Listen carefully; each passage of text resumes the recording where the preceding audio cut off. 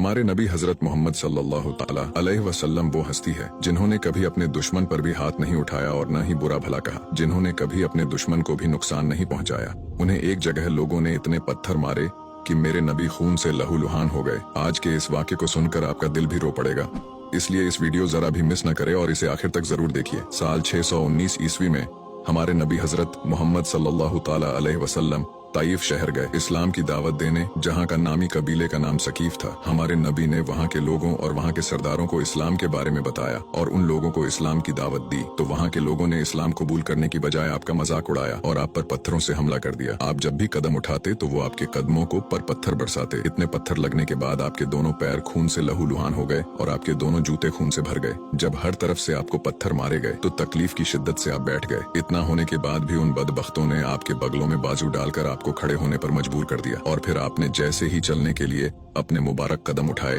तो उन बदबख्तों ने फिर से आप पर पत्थर बरसाए।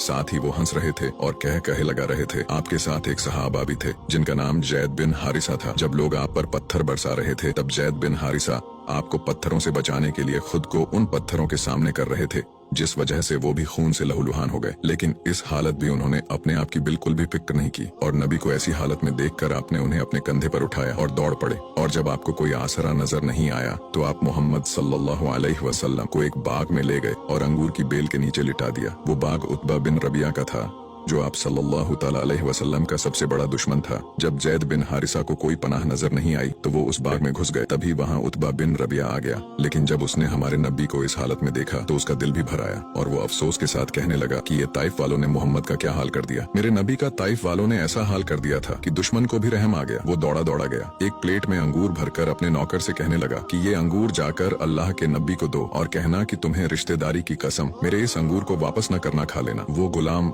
जिसका नाम अद्दास था वो आपकी खिदमत में अंगूर लेकर आया तो आपने एक अंगूर उठाया और बिस्मिल्लाह पढ़कर खा लिया। तो वो गुलाम कहने लगा कि ये लफ्ज तो यहाँ के लोग नहीं बोलते। तो आपने पूछा कि तू कहाँ का है? वो कहने लगा कि मैं नीनवे का रहने वाला हूँ। तो आपने कहा कि अच्छा, तुम मेरे भाई यूनुस अलैहिस्सलाम के शहर से हो? तो वो गुलाम कहने लगा कि आपको यूनुस अलैहिस्सलाम के बारे में कैसे पता? तो मेरे नबी ने फरमाया कि वो भी अल्लाह के नबी थे और मैं भी अल्लाह का नबी हूँ। ये सुनते ही वो गुलाम आपके कदमों में गिर गया और आपके कदमों को चूम कर मुसलमान हो गया। उसी वक्त आप अपना सारा दर्द भूल गए। उसके बाद आपने अल्लाह की बारगाह में ऐसी दुआ की कि सातों आसमान लरज गए और अर्श कांप उठा और फौरन फरिश्तों के सरदार जिब्राइल अलैहिस्सलाम आपकी खिदमत में हाजिर हुए और कहने लगे, ऐ अल्लाह के महबूब, हुक्म फरमाए, मैं अभी 2 पहाड़ उठाकर ताइफ शहर पर पटक दूंगा, आप बस हाँ कर दीजिए। अल्लाह की मर्जी शामिल है, बस आप हाँ कर दीजिए। तो मेरे नबी जो पूरी दुनिया के लिए रहमत बनाकर भेजे गए थे, उन्होंने फरमाया कि नहीं, ये न सही, इनकी नस्ल में ही कोई ईमान ले आए। मैं अजाब दिलाने नहीं आया, मैं तो रहमत बनकर आया हूँ। सुभान अल्लाह। ऐसी हस्ती थे मेरे नबी जिन्होंने कभी अपने दुश्मन के बारे में भी बुरा नहीं सोचा। और कुछ बदबख्त लोग मेरे नबी की शान में गुस्ताखी करते हैं। असल में इन लोगों का ही किरदार खराब है।